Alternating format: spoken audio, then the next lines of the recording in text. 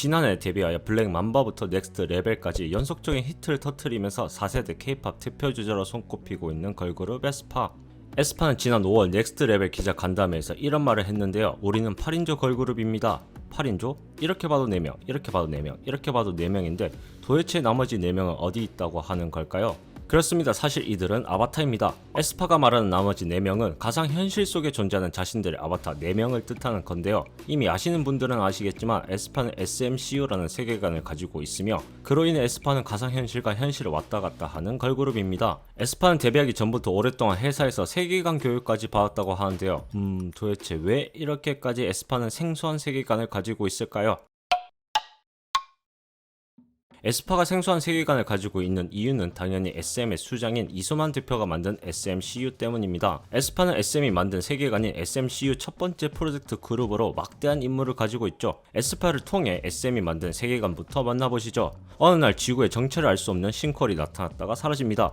연구 결과 이것은 단순한 싱크홀이 아닌 현실 세계와 가상 세계인 플랫을 연결하는 포스라는 걸 알게 됩니다. 포스를 통해 인간의 데이터를 기반으로 만들어진 플랫의 또 다른 자아인 아이가 현실 세계에 등장하죠. 오늘의 주인공인 에스파도 아이들이 있으며 이 아이들을 포함해 8인조 걸그룹인 겁니다. 아이는 인간들과 공존하며 삶을 살아가던 중 어느 날 블랙맘버로 인해 해킹되며 전세계 동시다발적으로 싱크아웃이 되는 일이 발생합니다. 에스파의 아이는 싱크아웃을 해결하기 위해 자신들의 서포터이자 안내자 역할을 하는 가상세계 속 존재인 나비스의 도움을 받게 됩니다. 나비스는 무의식의 세계 에테르에서 창조된 곳으로 무규칙, 무정형, 무한의 영역인 광야에 문제가 있는 것 같다며 에스파의 아이를 광야로 갈 수 있게 도와줍니다. 이것이 현재까지 밝혀진 에스파 세계관의 큰 흐름입니다. 분명 걸그룹 세계관인데 마블 세계관을 들려준 듯한 느낌은 왜일까요? 에스파 노래인 블랙맘바나 넥스트 레벨의 가사를 보면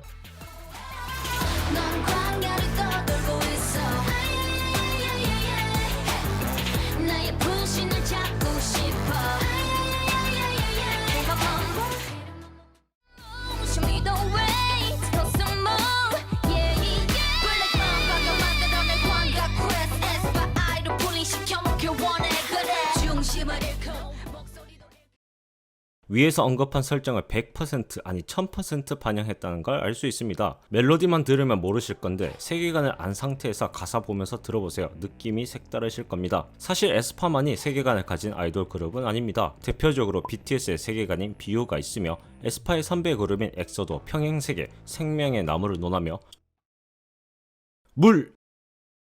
불!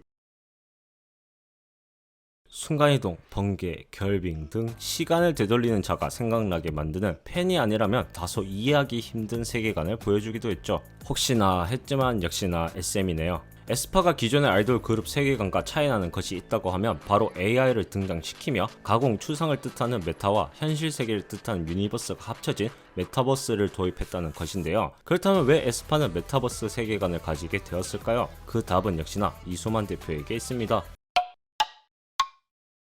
이수만 대표는 지난 1일 세계문화산업 포럼에서 이렇게 얘기했습니다. SMCU는 저와 SM이 만들어가는 미래 세계관이자 메타버스 세상입니다. 지금부터 모든 아티스트들은 SMCU라는 세계관을 통해 서로 연결되고 현실 세계는 물론 꿈, 가상현실, 우주를 무대로 넓은 무대에서 그들의 음악과 컨텐츠를 선보일 것이라고 얘기했으며 에스파를 소개하며 모든 분야에서 셀러브리티와 AI 기술의 융합이 더 중요해질 것이고 이것이 K-POP과 한류의 새 비전이라고 말했습니다. 결국 한마디로 이소만 대표가 생각하기에는 메타버스가 미래라는 것이죠. 실제로 지난 1월 전세계 최초로 SM은 온라인 콘서트에 메타버스 기술을 접목해 진행하였고 동시 접속자 수 약 3,500만 명을 기록하며 자신들의 꿈을 어느 정도 현실화시키게 됩니다. 그래서 에스파를 소환사의 협곡, 아니 광야로 보내게 된 거죠. 이처럼 SM이 메타버스를 도입한 것은 돈을 벌기 위해 기존의 콘텐츠를 이용해 새로운 콘텐츠 제작을 하기 위해서입니다. 예전에는 단순히 아이돌을 이용한 굿즈에 그쳤다면 이제는 세계관을 만들어 웹툰, 소설, 드라마, 영화 등 다양한 콘텐츠를 생산할 수 있으며 거기다가 메타버스를 접목해 물리적, 시간적 제한을 없애는 컨텐츠까지 만들며 결국 이를 통해 도룡령에서 용이 되어버린 하이브를 잡겠다는 것이죠. 개인적으로 느끼기에는 취지는 좋으나 아직은 시간이 필요하지 않나라고 생각되네요. 네티즌들의 반응을 보면 이수만이 롤 좀 끊었으면 좋겠다, 콘셉트 오그라든다, 다 그만했으면 좋겠다라는 부정적이거나 당황스러운 반응이 있기도 하지만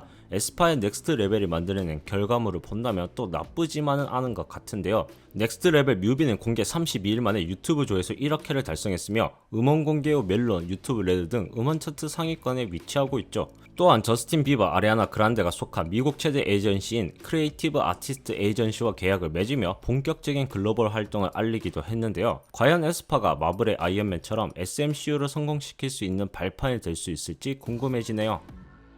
메타버스가 미래라고 외치고 있는 SM, 그런 SM이 첫 번째 메타버스 프로젝트 그룹으로 내세운 에스파. 이들이 어떤 결과를 만들지 기대해보면 좋을 것 같습니다. 오늘의 마침표입니다. SM은 넥스트 레벨. 지켜라 지켜라 지켜라